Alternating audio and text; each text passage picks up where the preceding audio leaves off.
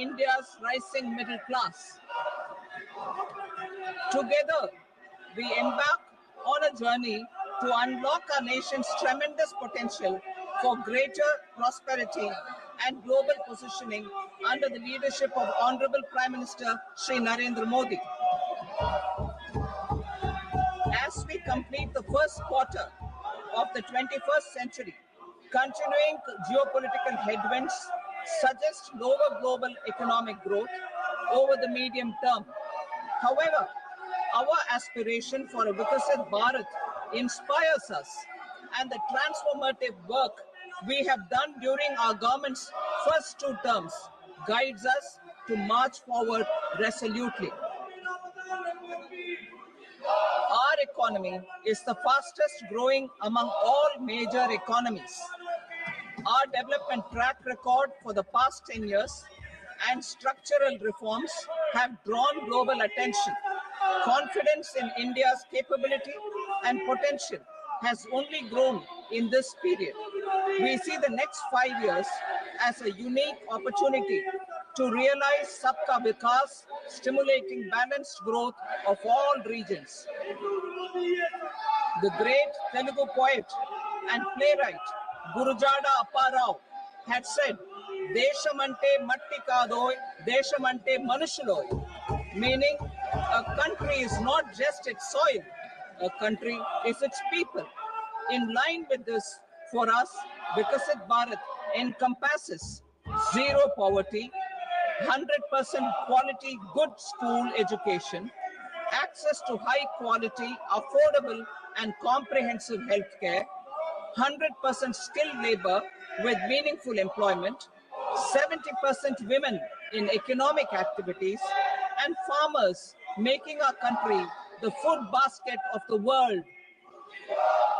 In this budget, the proposed development measures span 10 broad areas, focusing on Garib, youth, Annadata, and Nari, spurring agricultural growth and productivity, building rural prosperity and resilience, taking everyone together on an inclusive growth path, boosting manufacturing and furthering Make in India, supporting MSMEs, enabling employment-led development, investing in people, economy, and innovation, securing energy supplies, promoting exports, and nurturing innovation. For this journey of development, our 4 powerful engines are agriculture, MSME, investments, and exports. The fuel, our reforms, our guiding spirit, inclusivity, and the destination, Vikasit Bharat. This budget aims to initiate transformative reforms across 6 domains. During the first 5 years, these will augment our growth potential and global competitiveness. The domains are taxation, power sector, urban development, mining, financial sector, and regulatory reforms. Agriculture as the first engine. Now I move to specific proposals, beginning with agriculture as the first engine.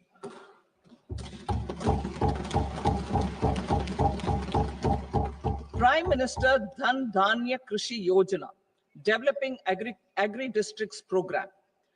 Motivated by the success of the aspirational district program, our government will undertake a Prime Minister Dhan Dhanya Krishi Yojana in partnership with states.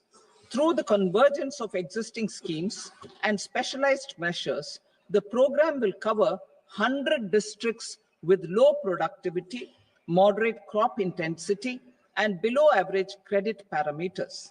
It aims to 1. Enhance agricultural productivity, 2. Adopt crop diversification and sustainable agricultural practices, 3. Augment post-harvest storage at the panchayat and block level, 4. Improve irrigation facilities, and 5. Facilitate availability of long-term and short-term credit. This program is likely to help 1.7 crore farmers. Building rural prosperity and resilience. A comprehensive multi-sectoral rural prosperity and resilience program will be launched in partnership with the states. This will address underemployment in agriculture through skilling, investment, technology, and invigorating the rural economy. The goal is to generate ample opportunities in rural areas so that migration is an option but not a necessity. The program will focus on rural women, young farmers, rural youth, marginal and small farmers, and landless families. The details are in Annexure A. Domestic best practices will be incorporated, and appropriate technical and financial assistance will be sought from multilateral development banks. In phase 1, 100 developing agri-districts will be covered. Atmanirbharta in pulses. Our government is implementing the National Mission for Edible Oil Seed for achieving Atmanirbharta in edible oils. Our farmers have the capability to grow enough for our needs and more. 10 years ago, we made concerted efforts and succeeded in achieving near self-sufficiency in pulses. Farmers responded to the need by increasing the cultivated area by 50%, and government arranged for procurement and remunerative prices. Since then, with rising incomes and better affordability, our consumption of pulses has increased significantly. Our government will now launch a 6-year mission for Atmanirbharta in pulses with a special focus on Tuar, Urad, and Masoor. Details are in Annexure B. Central agencies such as NAFED and NCCF will be ready to procure these 3 pulses as much as offered during the next 4 years from farmers who register with these agencies and enter into agreements. Comprehensive program for vegetables and fruits. It is encouraging that our people are increasingly becoming aware of their nutritional needs.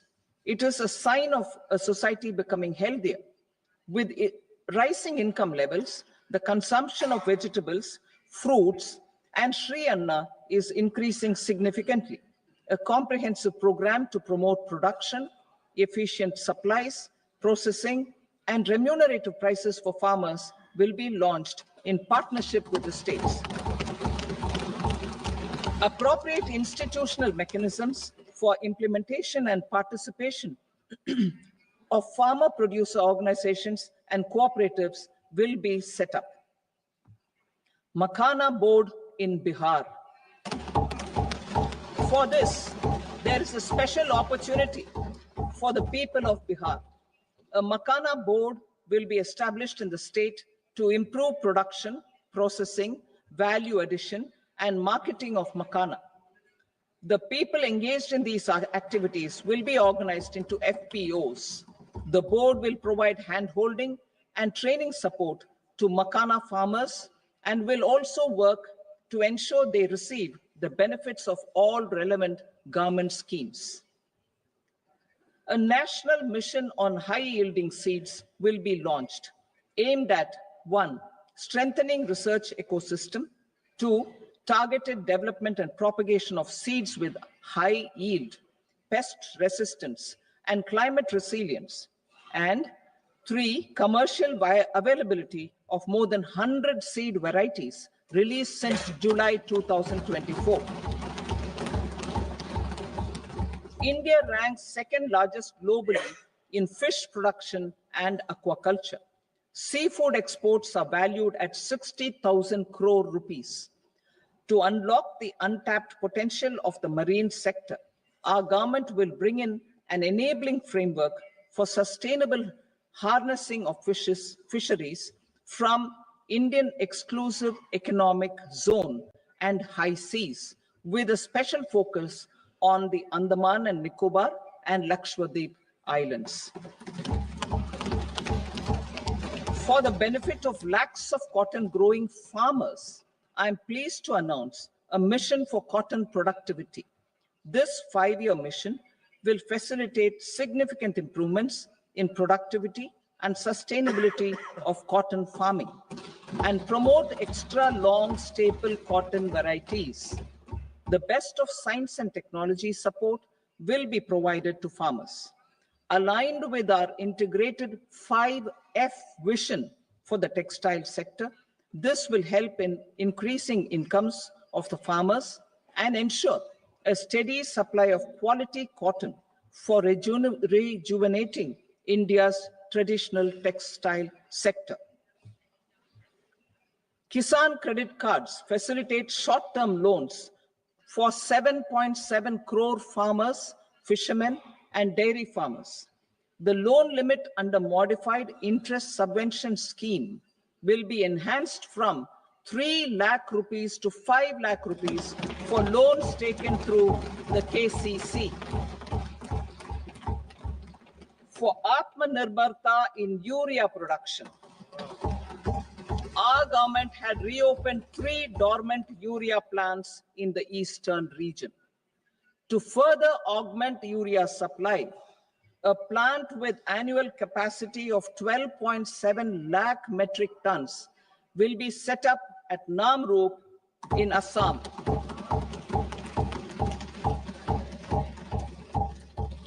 India Post, with 1.5 lakh rural post offices, complemented by the India Post Payment Bank and a vast network of 2.4 lakh Dak Sevaks, will be repositioned to act as a catalyst for the rural economy. Details are at Annexure C. India Post will also be transformed as a large public logistics organization. This will meet the rising needs of Vishwakarmas, new entrepreneurs, women, self-help groups, MSMEs, and the large business organizations. Our government will provide support to NCDC for its lending operations for the cooperative sector. MSMEs as the second engine. Now I move to MSMEs as the second engine, which encompasses manufacturing and services with a focus on MSMEs numbering 5.7 crores. Currently, over 1 crore registered MSMEs, employing 7.5 crore people and generating 36% of our manufacturing, have come together to position India as a global manufacturing hub. With their quality products, these MSMEs are responsible for 45% of our exports. To help them achieve higher efficiencies of scale, technological upgradation, and better access to capital, the investment and turnover limits for classification of all MSMEs will be enhanced to 2.5 and 2 times respectively. This will give them the confidence to grow and generate employment for our youth. The details are given in Annexure D. To improve access to credit, the credit guarantee cover will be enhanced. First, for micro and small enterprises from 5 crore to 10 crore rupees, leading to additional credit of 1.5 lakh crores in the next 5 years. Second, for startups from 10 crore rupees to 20 crore rupees, with the guarantee fee being moderated to 1% for loans in 27 focus sectors, which are important for Atmanirbhar Bharat. And for well-run exporter MSMEs, for term loans up to 20 crore rupees. Also for the micro enterprises, we will introduce customized credit cards with a 5 lakh rupee limit for micro enterprises registered on Udyam portal. In the first year, 10 lakh such cards will be issued. Fund of funds for startups. The alternate investment fund, AIFs, for startups have received commitments of more than 91,000 crores rupees. These are supported by the fund of funds set up with the Government of India's contribution of 10,000 crore rupees. Now, a new fund of funds with expanded scope and a fresh contribution of another 10,000 crore rupees will be set up. A new scheme will be launched for 5 lakh women, scheduled castes and scheduled tribes, first-time entrepreneurs. This will provide term loans up to 2 crore rupees during the next 5 years. The scheme will incorporate lessons from the successful Stand Up India scheme. Online capacity building for entrepreneurship and managerial skills will also be organized. Measures for labor-intensive sectors. To promote employment and entrepreneurship opportunities in labor-intensive sectors, our government will undertake specific policy and facilitation measures. To enhance the productivity, quality, and competitiveness of India's footwear and leather sector, a focused product scheme will be implemented. The scheme will support design capacity, component manufacturing, and machinery required for production of non-leather quality footwear, besides the support for leather footwear and products. The scheme is expected to facilitate employment for 22 lakh persons, generate over 4 lakh crore rupees, and exports of over 1.1 lakh crore rupees. Measures for the toys sector. Building on the National Action Plan for Toys, we will implement a scheme to make India a global hub for toys. The scheme will focus on development of clusters, skills, and a manufacturing ecosystem that will create high quality, unique, innovative, and sustainable toys that will represent the Made in India brand. Support for food processing. In line with our commitment towards Purvodaya, we will establish a National Institute of Food Technology, Entrepreneurship, and Management in Bihar. The institute will provide a strong fillip to food processing activities in the entire eastern region. This will result in 1. Enhanced income for the farmers through value addition to their produce, and 2. Skilling entrepreneurship and employment opportunities for the youth. Manufacturing mission, furthering Make in India. Our government will set up a national manufacturing mission covering small, medium, and large industries for furthering Make in India by providing policy support, execution roadmaps, governance, and monitoring framework for central ministries and states. Details are in Annexure E. Given our commitment to climate-friendly development, the mission will also support clean tech manufacturing. This will aim to improve domestic value addition and build our ecosystem for solar PV cells, EV batteries, motors and controllers, electrolyzers, wind turbines, very high voltage transmission equipment, and grid scale batteries. Investment as the third engine. Now I move to investment as the third engine, which encompasses investing in people, investing in the economy, and investing in innovation. Investing in people. Saksham Anganwadi and Poshan 2.0. Saksham Anganwadi and Poshan 2.0 program provides nutritional support to more than 8 crore children, 1 crore pregnant women and lactating mothers all over the country, and about 20 lakh adolescent girls in aspirational districts and the Northeast region. The cost norms for these nutritional support will be enhanced appropriately. Atal Tinkering Labs. 50,000 Atal Tinkering Labs will be set up in government schools in the next 5 years to cultivate the spirit of curiosity and innovation and foster a scientific temper among young minds. Broadband connectivity to government secondary schools and PHCs. Broadband connectivity will be provided to all government secondary schools and primary health centers in rural areas under the BharatNet project.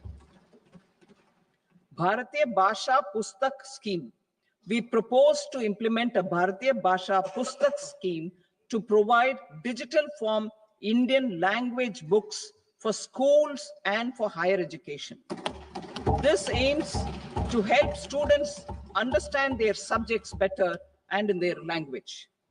National Centers of Excellence for Skilling. Building on the initiative announced in the July 24 budget, 5 national centers of excellence for skilling will be set up with global expertise and partnerships to equip our youth with the skills required for Make for India, Make for the World manufacturing. The partnership will cover curriculum design, training of trainers, and a skills certification framework and periodic reviews. Expansion of capacity in IITs. Total number of students in 23 IITs has increased 100% from 65,000 to 1.35 lakh in the past 10 years.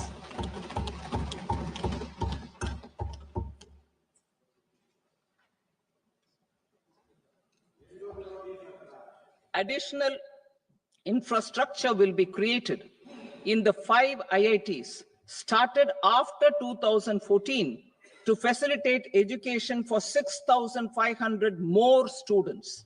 Hostel and other infrastructure capacity at IIT Patna will also be expanded.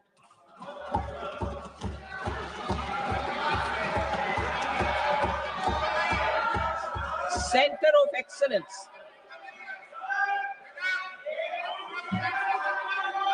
Center of Excellence in AI for Education. I had announced 3 centers of excellence in artificial intelligence for agriculture, health, and sustainable cities in 2023. Now a center of excellence in artificial intelligence for education will be set up with a total outlay of 500 crores. Expansion of medical education. Our government has added almost 1.1 lakh undergraduate and postgraduate medical education seats in 10 years, an increase of 130%. In the next year, 10,000 additional seats will be added in medical colleges and hospitals towards the goal of adding 75,000 seats in the next 5 years.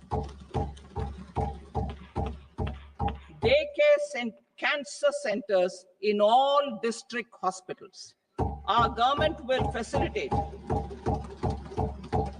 setting up of daycare cancer centers in all district hospitals in the next 3 years. 200 centers will be established in 25-26 itself. Strengthening urban livelihoods. Our government has been giving priority to assisting urban poor and vulnerable groups.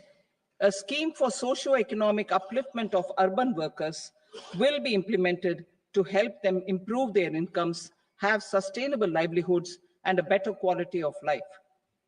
PM Swanidhi scheme has benefited more than 68 lakh street vendors, giving them respite from high-interest informal sector loans. Building on this success, the scheme will be revamped with enhanced loans from banks, UPI-linked credit cards with 30,000 rupees limit, and capacity building support. Social Security Scheme for welfare of online platform workers. Gig workers of online platforms provide great dynamism to the new age services economy. Recognizing their contribution, our government will arrange for their identity cards and registration on the e-Shram portal. They will be provided healthcare under PM Jan Arogya Yojana. This measure is likely to assist nearly 1 crore gig workers.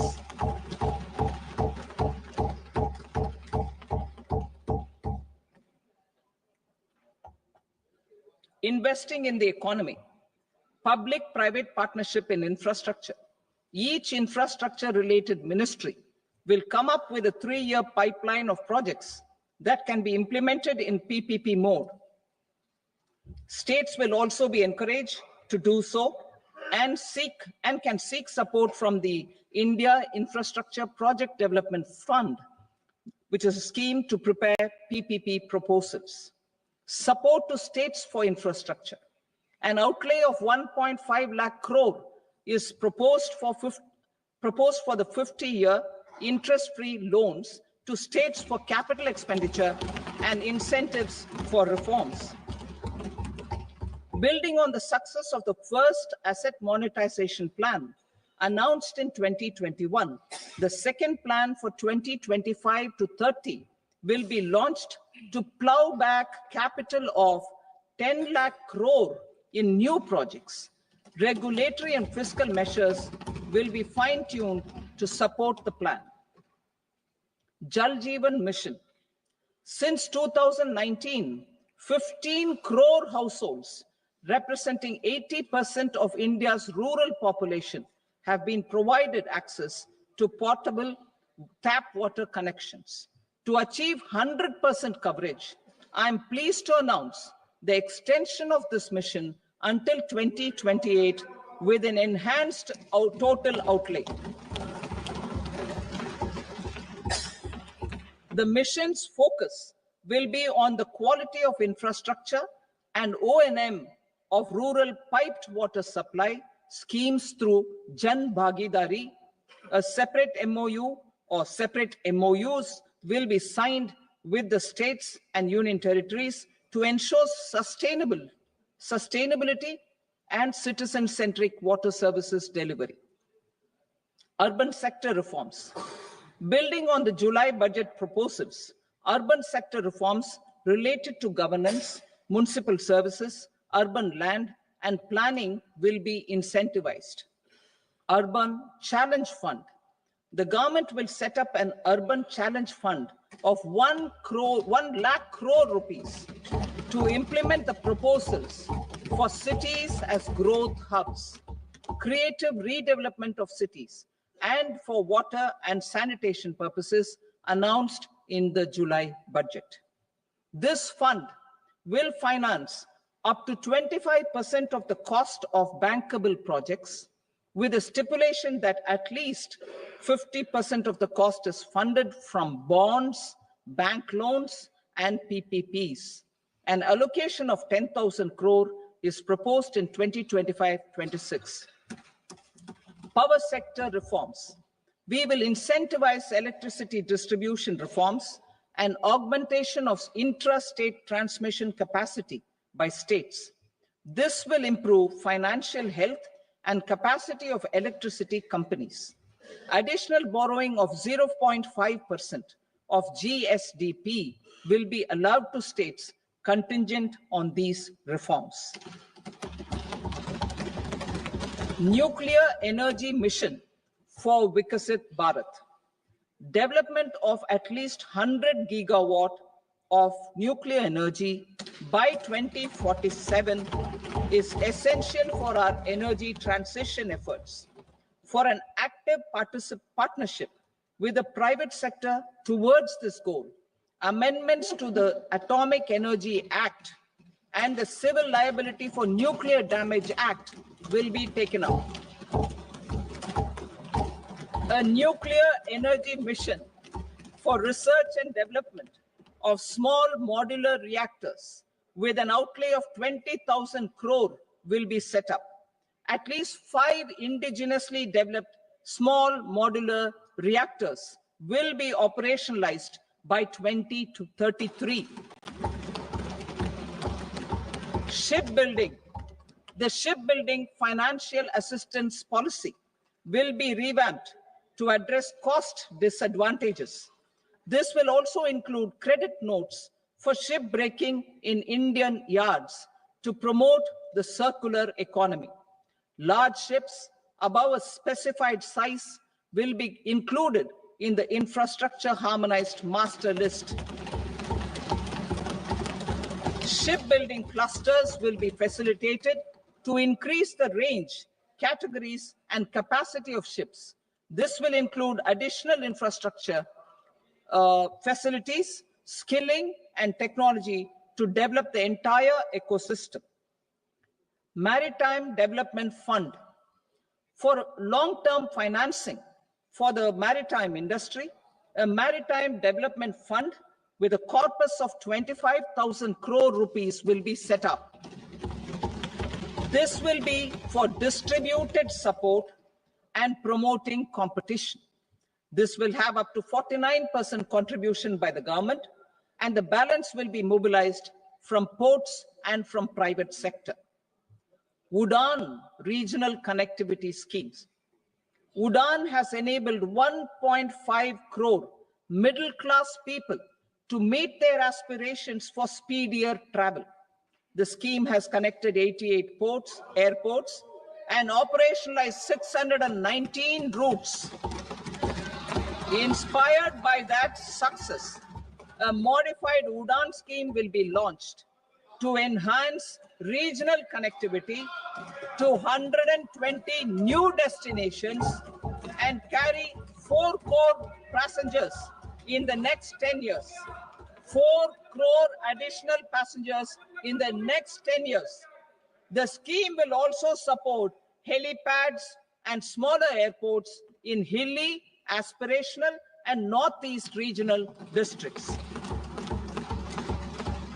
Greenfield airports will be facilitated in Bihar to meet the future needs of the state.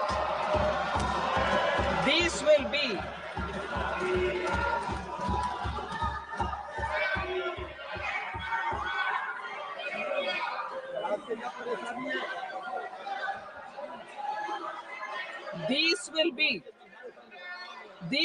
be in addition to the expansion of the capacity of Patna Airport and a brownfield airport in Beta. Western Kosi Canal project in Mithilanchal. Financial support will be provided for the Western Kosi Canal ERM project, benefiting a large number of farmers cultivating over 50,000 hectares of land in the Mithilanchal region of Bihar. Mining sector reforms.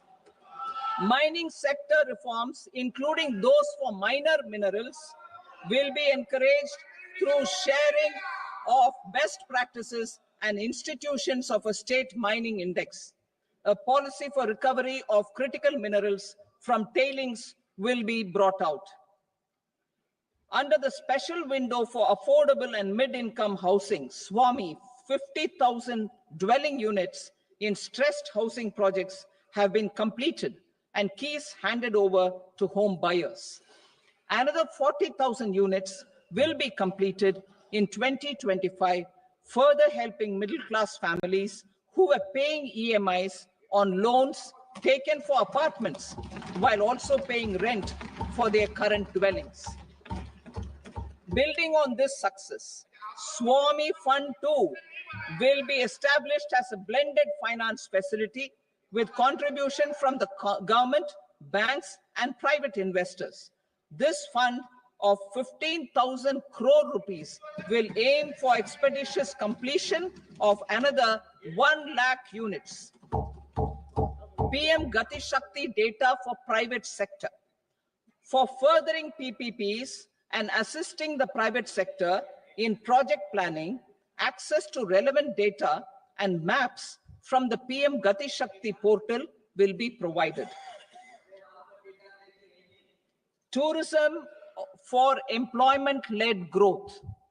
Top 50 tourist destination sites in the country will be developed in partnership with states through a challenge mode. Land for building key infrastructure will have to be provided by the states. Hotels in these destinations will be included in the infrastructure harmonized list. The following measures will be taken for facilitating employment-led growth: organizing intensive skill development programs for our youth, including in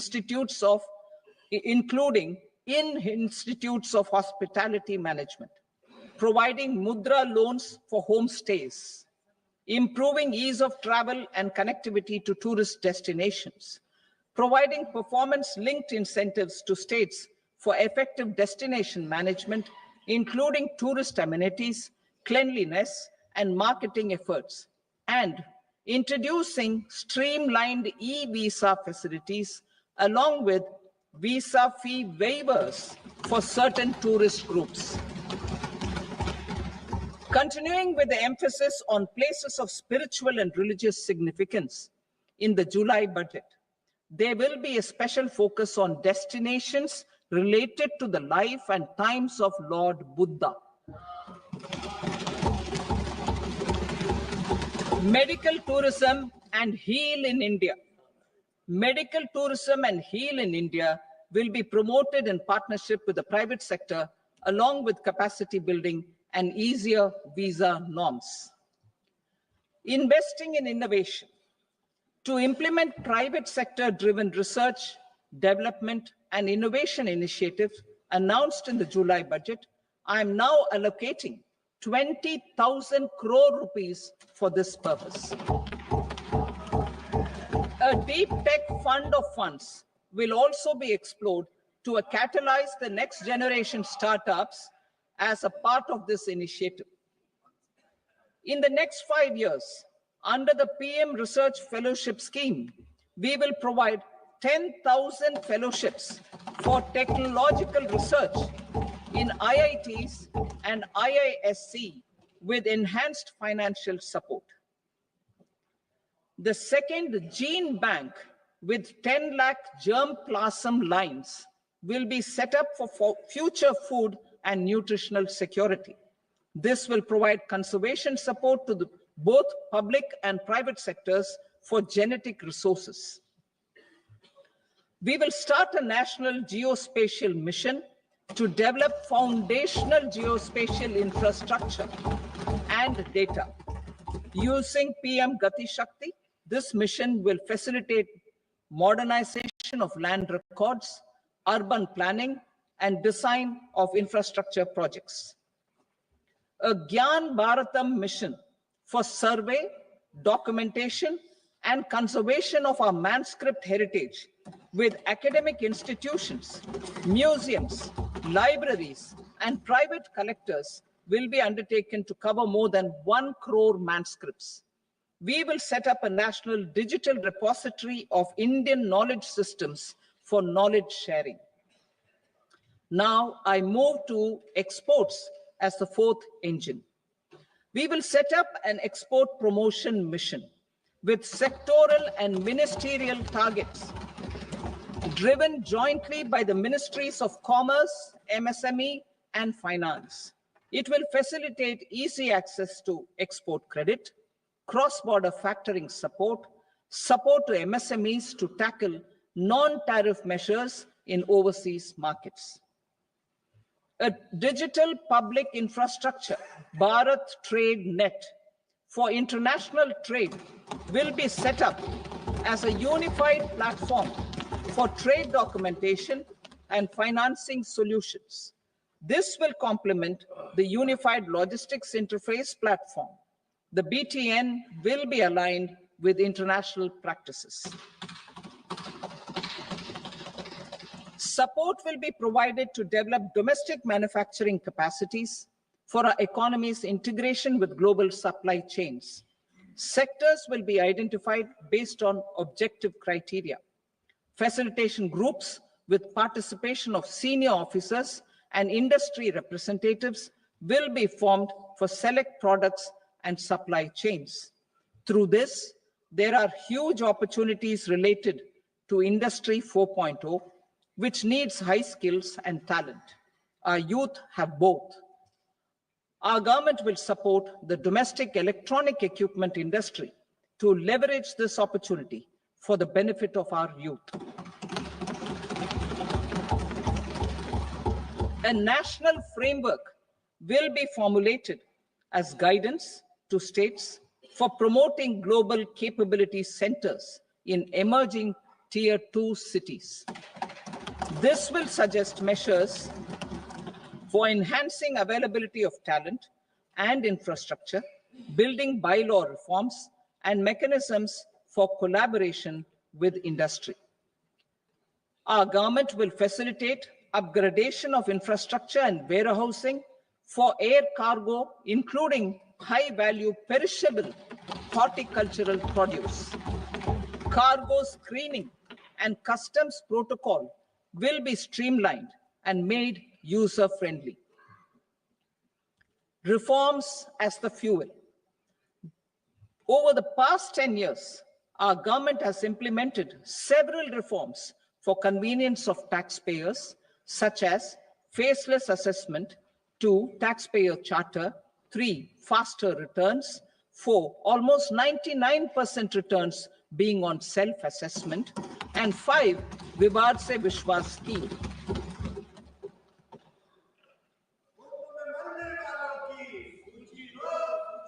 Continuing these efforts, I reaffirm the commitment of the tax department to trust first, scrutinize later.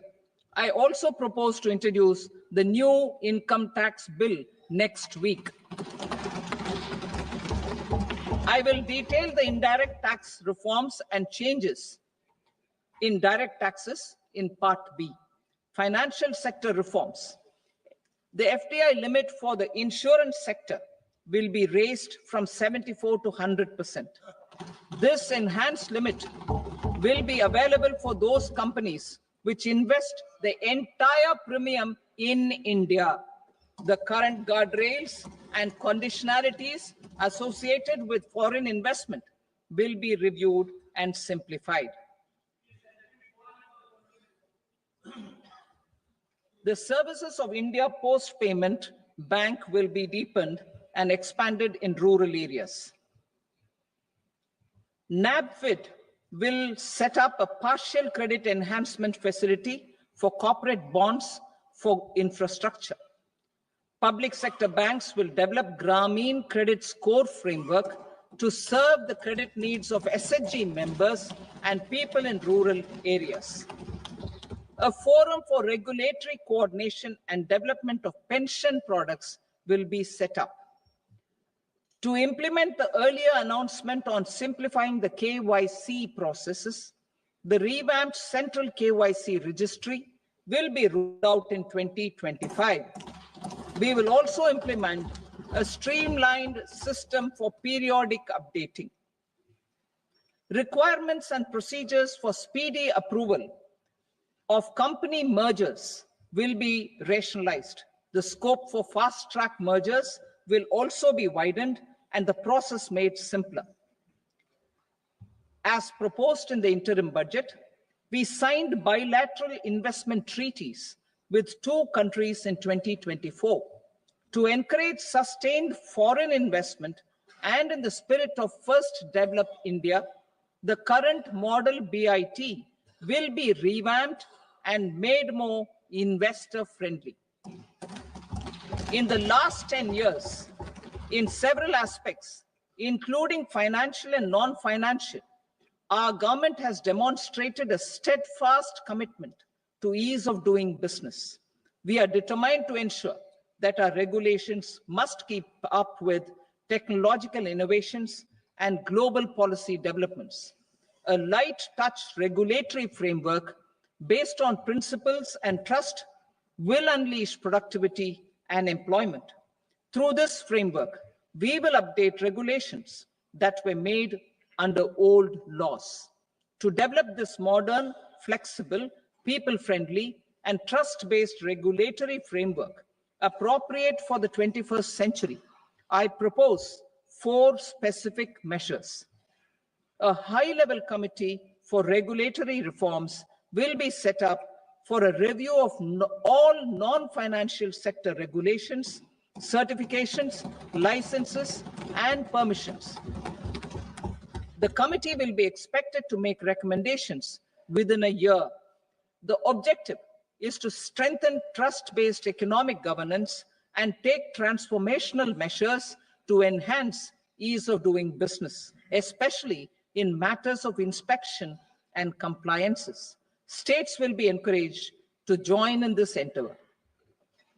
An investment friendliness index of states will be launched in 2025 to further the spirit of competitive cooperative federalism. Under the Financial Stability and Development Council, a mechanism will be set up to evaluate impact of the current financial regulations and subsidiary instructions. It will also formulate a framework to enhance their responsiveness and development of the financial sector. In the Jan Vishwas Act 2023, more than 180 legal provisions were decriminalized. Our government will now bring up the Jan Vishwas Bill 2.0 to decriminalize more than 100 provisions in various laws. I now move to fiscal policy. In the July budget, I had committed to staying the course for fiscal consolidation. Our endeavor will be to keep the fiscal deficit each year such that central government debt remains on a declining path as a percentage of the GDP. The roadmap for the next 6 years has been detailed in the FRBM statement. Revised estimates for 2024-25. The revised estimate of the total receipts other than borrowings is 31.47 lakh crore rupees, of which the net tax receipts are 25.57 lakh crore rupees. The revised estimate of the total expenditure is 47.16 lakh crore rupees, of which the capital expenditure is about 10.18 lakh crore rupees. The revised estimate of the fiscal deficit is 4.8% of the GDP. Budget estimates for 25-26. Coming to 25-26, the total receipts other than borrowings and total expenditure are estimated at 34.96 lakh crore rupees and 50.65 lakh crore rupees respectively. The net tax receipts are estimated at 28.37 lakh crore rupees. The fiscal deficit is estimated to be 4.4% of GDP. To finance the fiscal deficit, the net market borrowings from dated securities are estimated at 11.54 lakh crore. The balance financing is expected to come from small savings and other sources. The gross market borrowings are estimated at 14.82 lakh crore rupees. I will now move to Part B. Indirect taxes. My proposals relating to customs aim to rationalize tariff structure and address duty inversion. These will also support domestic manufacturing and value addition, promote exports, facilitate trade, and provide relief to common people. Rationalization of customs tariff structure for industrial goods. As a part of comprehensive review of customs rate structure announced in July 2024 budget, I propose to 1. Remove 7 tariff rates. This is over and above the 7 tariff rates removed in 23-24 budget. After this, there will be only 8 remaining tariff rates, including 0 rate. 2. Apply appropriate cess to broadly maintain effective duty incidence, except on a few items where such incidence will reduce marginally. 3. Levy not more than 1 cess or surcharge. Therefore, I propose to exempt social welfare surcharge on 82 tariff lines that are subject to a cess. I shall now take up sector-specific proposals. To provide relief to patients, particularly those suffering from cancer, rare diseases, and other severe chronic diseases, I propose to add 36 life-saving drugs and medicines to the list of medicines fully exempted from basic custom duty.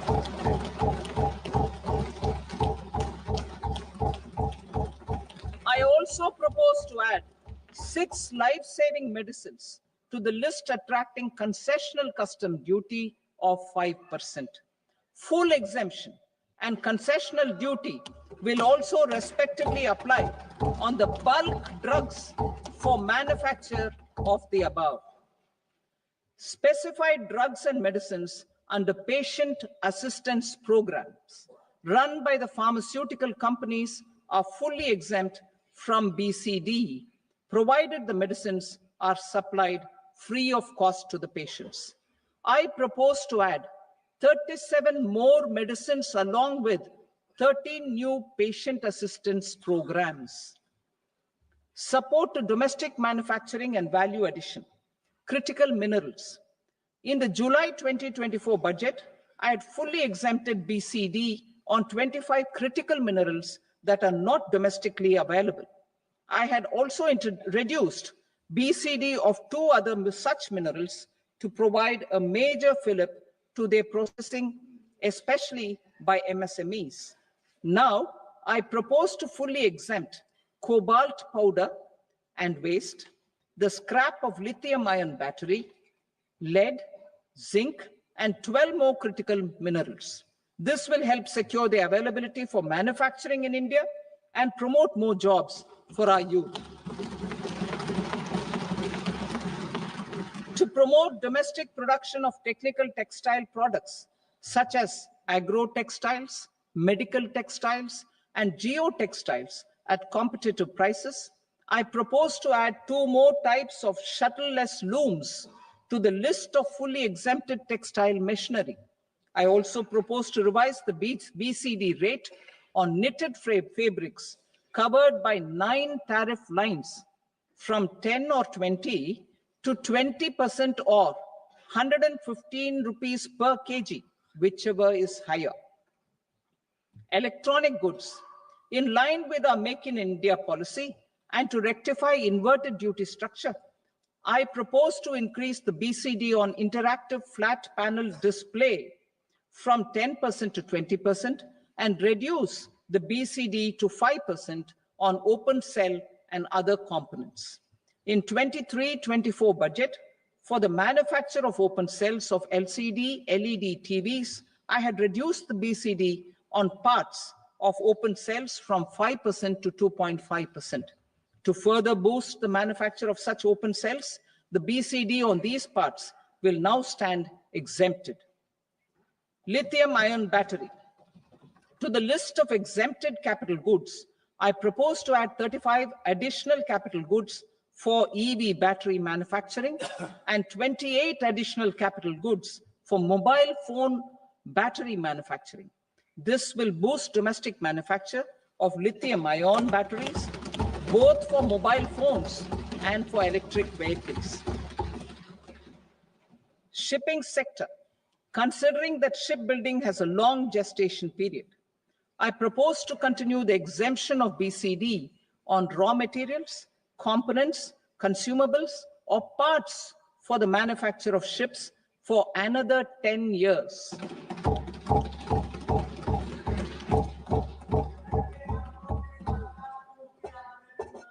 I also propose the same dispensation for shipbreaking to make it more competitive. Telecommunication.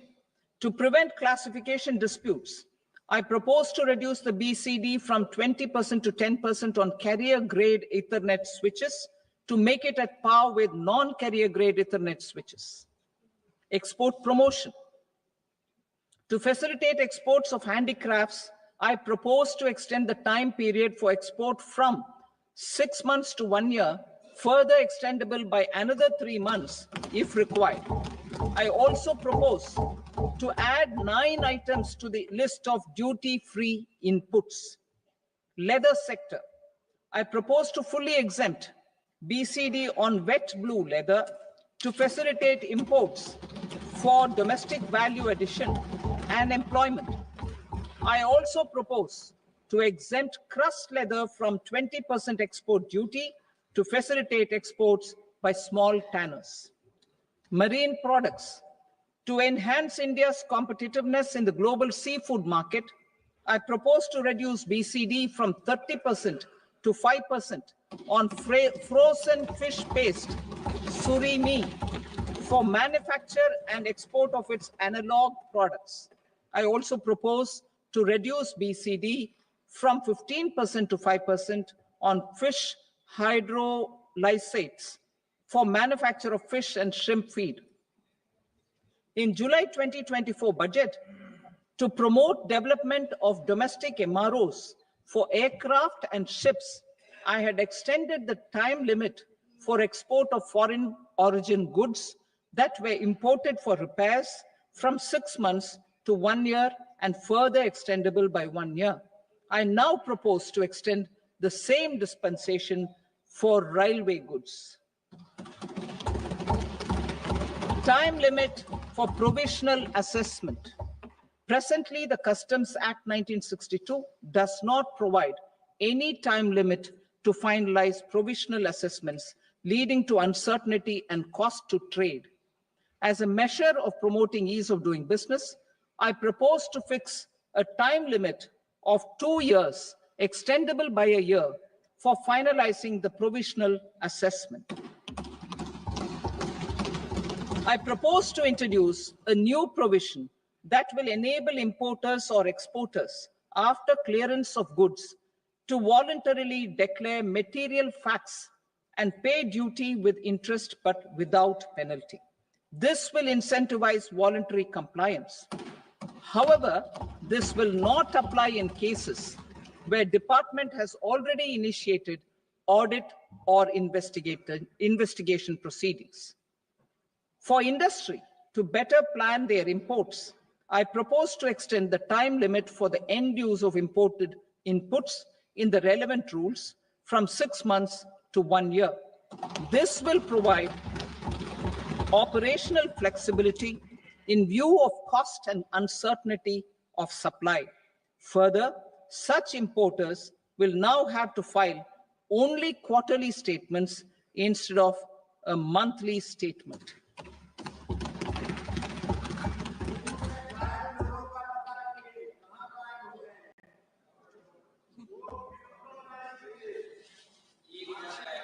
I now come to my direct tax proposals.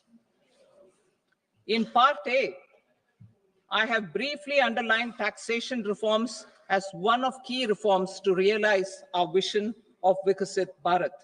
In respect of criminal law, our government had earlier ushered in Bharatiya Nyaya Sanhita, replacing Bharatiya Danda Sanhita.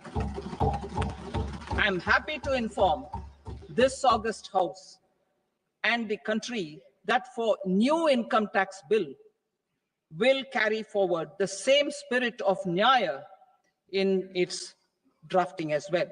The new bill will be clear and direct in text, with close to half of the present law in terms of both chapters and words. It will be simple to understand for taxpayers and tax administrators, leading to tax certainty and reduced litigation. Reforms, however, are not a destination. They are means to achieve good governance for our people and economy.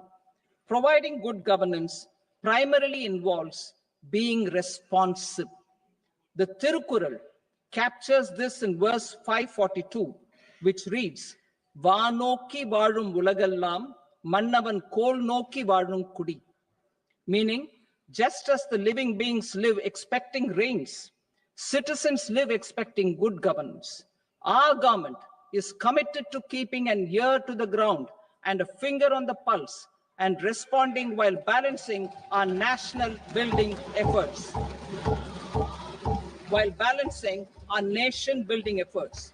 The following measures will detail just how our government will under the guidance of PM Modi, has taken steps to understand and address. I repeat that sentence, sir. The following measures will detail just how our government, under the guidance of PM Modi, has taken steps to understand and address the needs voiced by our citizens. My tax proposals are guided by this spirit. The objectives of my proposals are as follows. Personal income tax reforms with special focus on middle class. Rationalization of TDS and TCS for easing difficulties. Encouraging voluntary compliance. Reducing compliance burden. Ease of doing business, employment and investment. I will come to my proposal on personal income tax towards the end. TDS and TCS, rationalization for easing difficulties. I propose to rationalize tax deduction at source, TDS, by reducing the number of rates and thresholds above which TDS is deducted.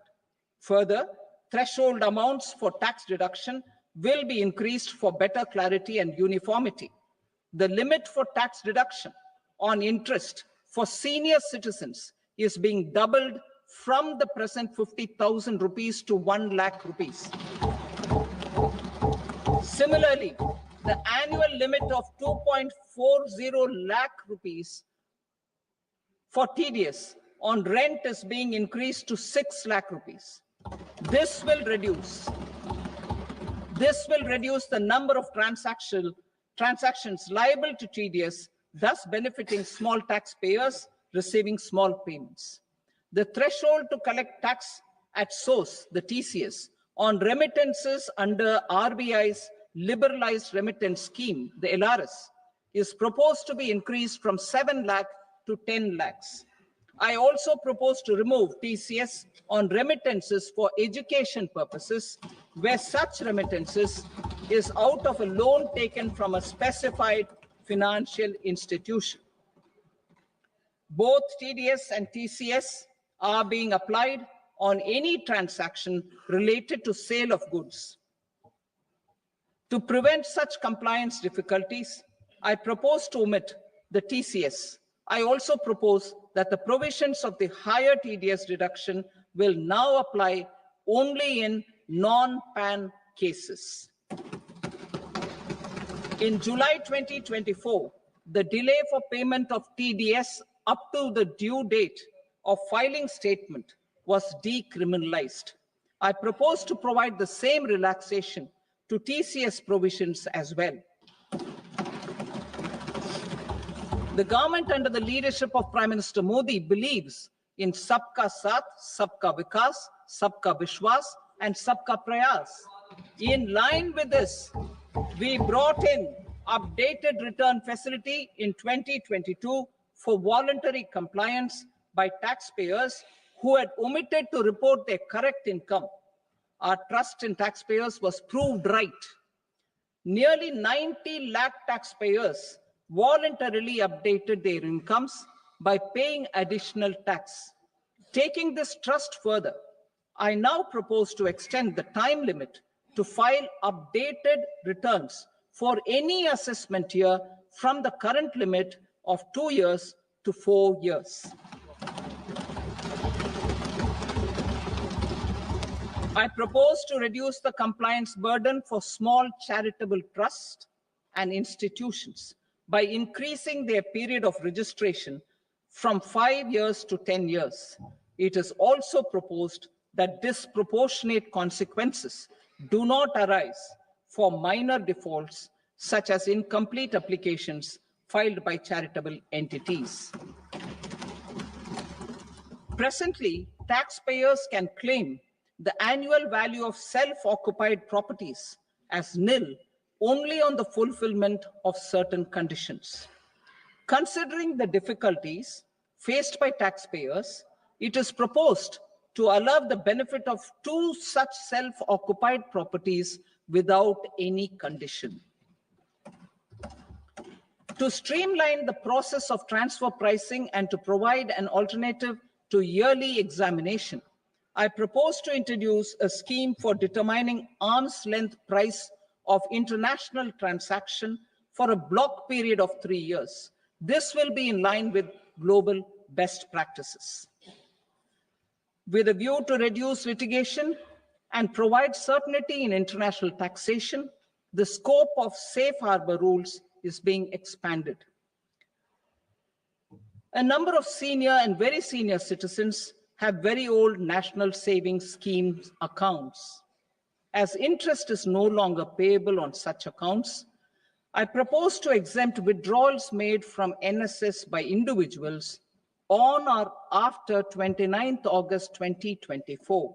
I am also proposing to allow similar treatment to NPS Vatsalya accounts as is available to normal NPS accounts subject to overall limits. In my speech in July 2024, I had promised that all processes, including giving effect to appellate orders, shall be digitalized and made paperless over the next 2 years. So I'm happy to announce that digitalization is being made operational now. In July 2024, we brought in the Vivad Se Vishwas scheme to resolve income tax disputes pending in appeal. The scheme has received a great response, with nearly 33,000 taxpayers having availed of the scheme to settle their disputes. I have a few proposals to promote investment and employment. It is proposed to provide a presumptive taxation regime for non-residents who provide services to a resident company that is establishing or operating an electronics manufacturing facility. I further propose to introduce a safe harbor for tax certainty for non-residents who store components for supply to specified electronics manufacturing units. Presently, the tonnage tax scheme is available only to seagoing ships. The benefits of existing tonnage tax scheme are proposed to be extended to inland vessels registered under the Indian Vessels Act 2021 to promote inland water transport in the country. Extension for incorporation of startups. We continue to support the Indian startup ecosystem. I propose to extend the period of incorporation by 5 years to allow the benefit available to startups which are incorporated before 1/4/2030. In order to attract and promote additional activities in the IFSC, I am inter alia proposing specific benefits to ship leasing units, insurance offices, and treasury centers of global companies which are set up in IFSC.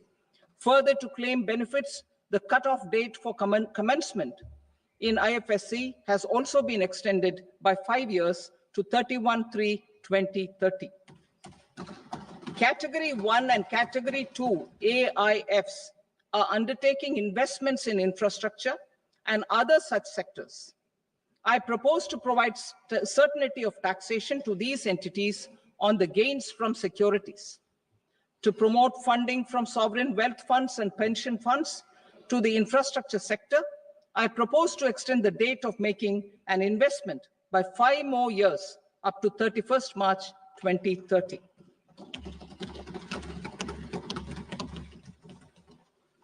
Personal income tax reforms with special focus on middle class. Democracy, demography, and demand are the key support pillars in our journey towards Vikasit Bharat. The middle class provides strength for India's growth. This government, under the leadership of Prime Minister Modi, has always believed in the admirable energy and ability of the middle class in nation building. In recognition of their contribution,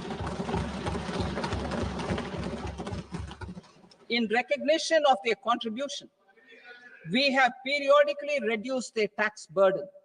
Right after 2014, the nil tax slab was raised to 2.5 lakhs of rupees, which was further raised to 5 lakh rupees in 2019 and to 7 lakh rupees in 2023.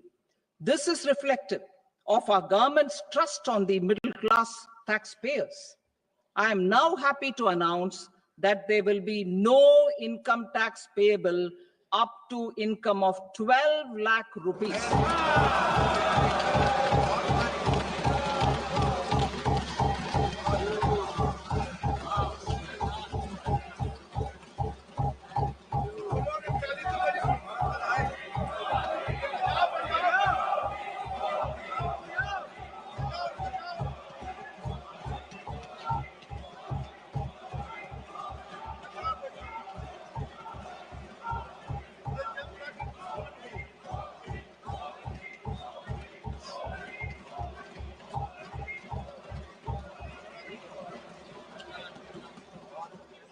So, average income of 1 lakh per month, other than the special rate income such as capital gains, under the new regime.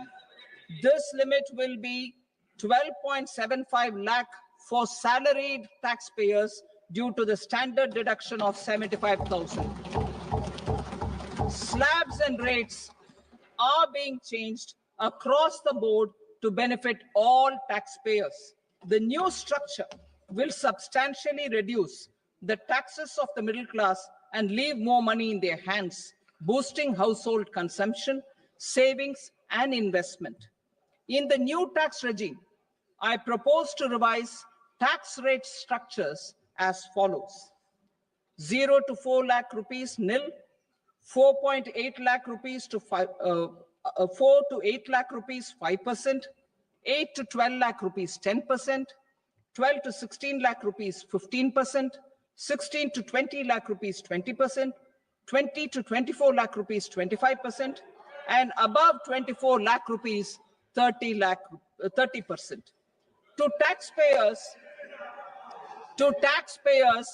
up to 12 lakh of normal income, other than special rate income such as capital gains. I read that again. To taxpayers up to 12 lakh of income, other than special rate income such as capital gains, tax rebate is being provided in addition to the benefit due to slab rate reduction in such a manner that there is no tax payable by them. The total tax benefit of slab rate changes and rebate at different income levels can be illustrated with a few examples. A taxpayer in the new regime with an income of 12 lakh rupees will get a benefit of 80,000 rupees in tax, which is 100% of tax payable as per the existing rates. A person having income of 18 lakh rupees will get a benefit of 70,000 rupees in tax. That is 30% of tax payable as per existing rates. A person with an income of 25 lakh gets a benefit of 1,10,000 rupees. That is 25% of his tax payable as per existing rates. Details of my tax proposals are given in the annexure. As a result of these proposals, Honorable Speaker, sir, revenue of about 1 lakh crore in direct taxes and 2,600 crores in indirect taxes will be foregone. Mr. Speaker, sir, with this, I commend the budget to this august House.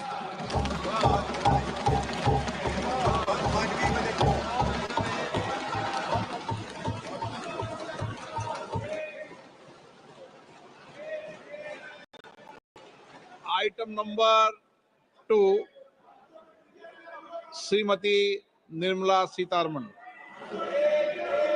Sir, with your permission, I rise to lay on the table the following statements under Section 3(1) of the Fiscal Responsibility and Budget Management Act, 2003. Medium-term fiscal policy cum fiscal policy strategy statement and my macroeconomic framework statement. Item number 3, Srimati Nirmala Sitharaman. Sir, with your permission, I rise to move for leave to introduce the Finance Bill 2025. प्रश्न ये है कि विधेयक को पुनर्स्थापित करने की अनुमति प्रदान की जाए। जो सदस्य इसके पक्ष में हाँ कहें, जो सदस्य विरोध में ना कहें। मेरे विचार में निर्णय हाँ वालों के पक्ष में हुआ, हाँ वालों के पक्ष में अनुमति प्रदान की जाती है। माननीय मंत्री जी, अब विधेयक को पुरस्तापित करें। Sir, I introduce the bill. Thank you. सभा की कार्रवाई सोमवार दिनांक 3 फरवरी 2025 को प्राप्त 11 बजे तक के लिए स्थगित की जाती है।